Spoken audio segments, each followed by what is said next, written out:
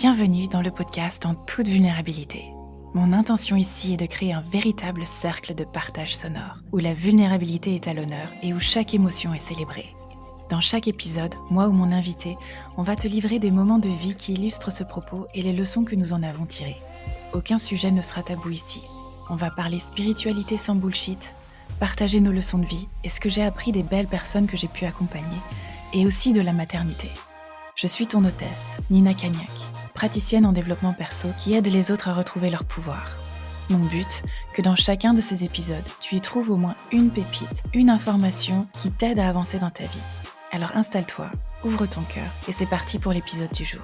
On a tellement à découvrir ensemble.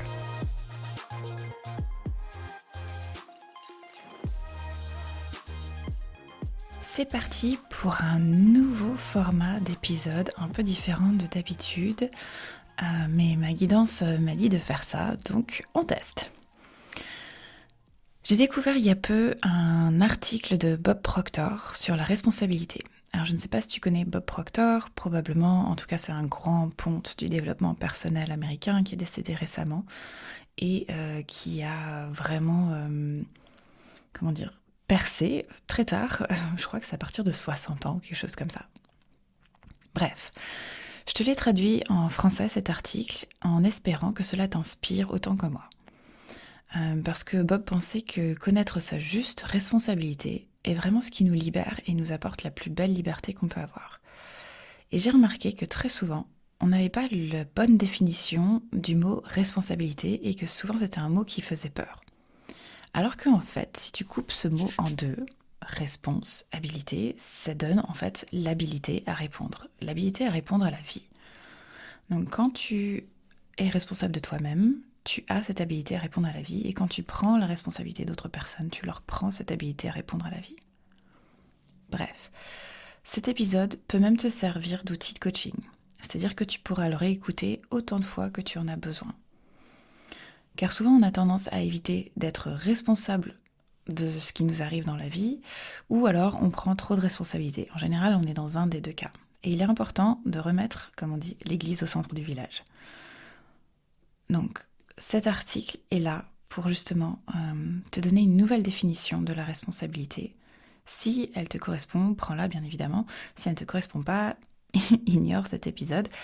Mais moi, je la trouve très juste. Sache aussi que tu n'as pas besoin de prendre de notes, tu vas trouver la version écrite de cet article dans les notes de l'épisode. C'est parti. La responsabilité est un choix et c'est vraiment la clé vers la liberté. Ton avenir peut être tout ce dont tu as toujours rêvé et même plus encore. Tu as le talent et les outils pour faire en sorte que chaque jour soit une merveilleuse journée. C'est exactement ce que l'architecte de l'univers avait à l'esprit quand tu as été créé. Si ce n'était pas le cas, tu n'aurais jamais été doté de pouvoirs aussi impressionnants.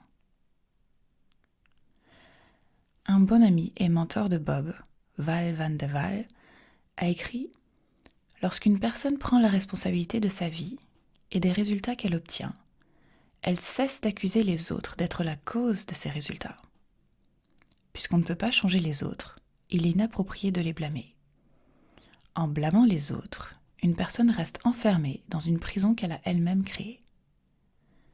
Lorsque tu prends tes responsabilités, tu n'as plus à blâmer les autres et tu es libre de grandir. » Les personnes qui n'ont pas assumé la responsabilité de leurs résultats et de leur vie se retrouvent souvent dans une prison mentale, et à bien des égards, une prison mentale est un endroit bien pire à vivre qu'une prison physique. Les tourments mentaux peuvent détruire peu à peu tout ce qui est nécessaire à une vie épanouie. L'image de soi, le respect de soi, les relations et bien plus encore. Cela peut même entraîner une détérioration de la santé physique. La responsabilité ouvre la porte et te permet d'accéder à la liberté. Si tu te retrouves coincé dans cet état mental, sache qu'il existe un moyen d'en sortir. L'évasion est non seulement possible, elle est encouragée. Le passe-partout qui ouvre cette porte est clairement indiqué et à la portée de tout le monde. C'est la responsabilité. Je pense qu'il est juste de dire que les personnes pour lesquelles nous avons le plus de respect sont celles qui ont accepté la responsabilité dans tous les aspects de leur vie. Ces personnes se dérobent rarement à leurs responsabilités en rejetant la faute sur quelqu'un d'autre. Et quand elles sont confrontées à une situation défavorable, elles comprennent généralement qu'elles ont attiré cette circonstance négative et qu'il y a une raison à tout. Quand cela arrive, elles apprennent la leçon et continuent d'avancer en prenant la responsabilité de tout ce qui arrive à chaque étape.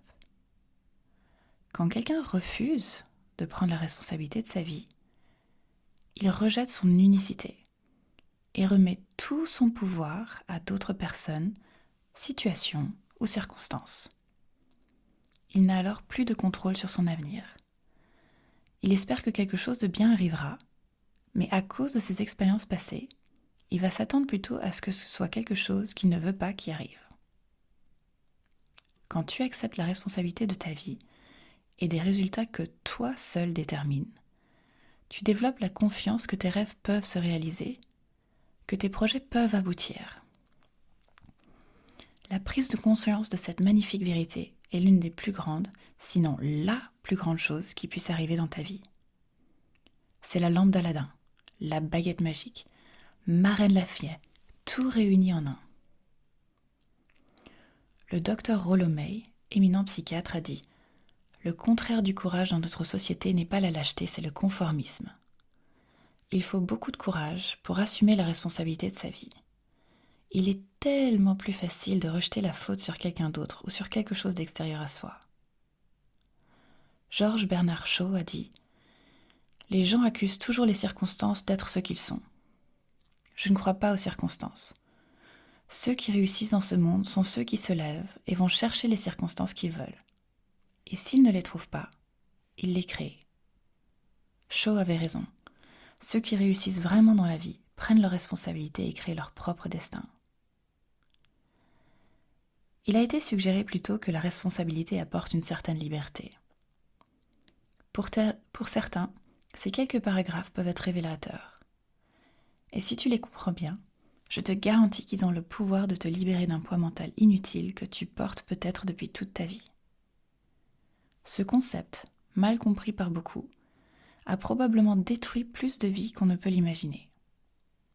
Ne pas comprendre ce principe conduit sûrement à ressentir des émotions destructrices comme la colère, la culpabilité et le ressentiment. Voici le concept en question. Il y a une grande différence entre être responsable pour et être responsable de.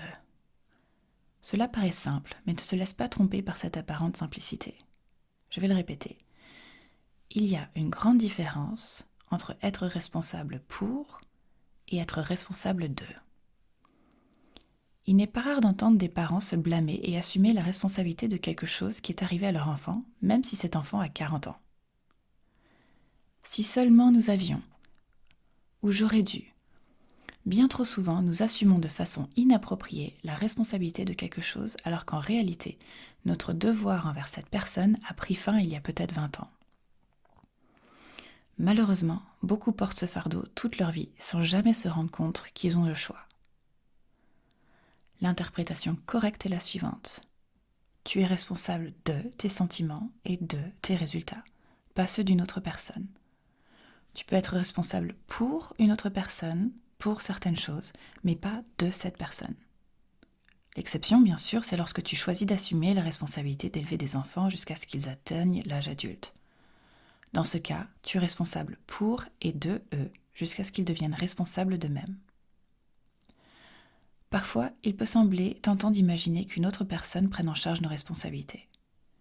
On pourrait se convaincre que cela nous rendrait plus libres de jouer, de nous amuser et de faire ce que l'on veut. Mais sans une réflexion sérieuse, on ne réalise pas que c'est tout le contraire qui se produirait. Quand tu permets à d'autres de prendre tes responsabilités, tu deviens dépendant d'eux. Ils deviennent le donneur et toi le receveur.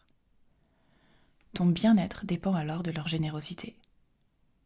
Mais il deviendra évident avec le temps que ce genre de comportement mène à une vie de manque, de limitation, de ressentiment et de confusion pour les deux parties.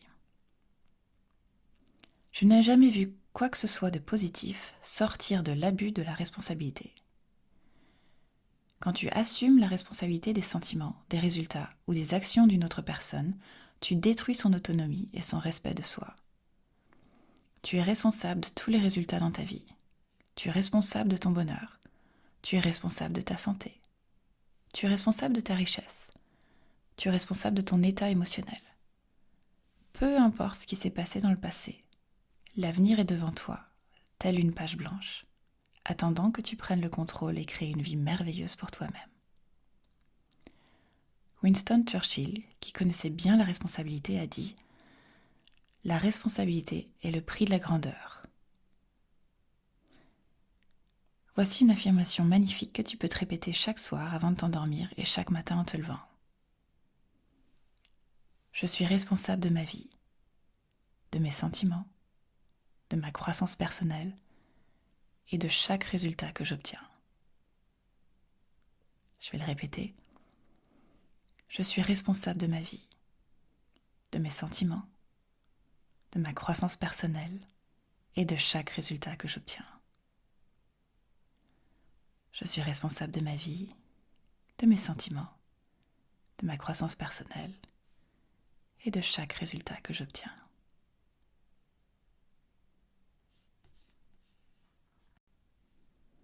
Merci d'être resté avec moi jusqu'au bout. J'espère que cet article t'aidera et n'hésite pas à me partager ce que tu as ressenti et ce que tu en penses si cela t'a aidé. Merci d'avoir partagé ce moment avec moi dans En toute vulnérabilité. J'espère que cet épisode t'a inspiré ou au moins fait passer un beau moment. Si tu as aimé cet épisode, n'hésite pas à le montrer en laissant un commentaire ou quelques étoiles à paillettes. Cela aidera d'autres personnes à le trouver. Tes retours sont super importants pour moi car ils m'aident à grandir et à faire évoluer ce podcast pour qu'il soit encore plus parlant. Tu trouveras toutes les ressources mentionnées dans cet épisode en description. Et si tu veux continuer cette discussion ou simplement partager tes réflexions, rejoins-moi sur Instagram en cherchant Nina Cagnac ou Pegasus Gate. Le lien est dans les notes de l'épisode. J'ai hâte de te rencontrer et d'échanger avec toi. Encore merci pour ton temps et ta précieuse écoute. Prends soin de toi et à très bientôt pour de nouvelles aventures dans En toute vulnérabilité.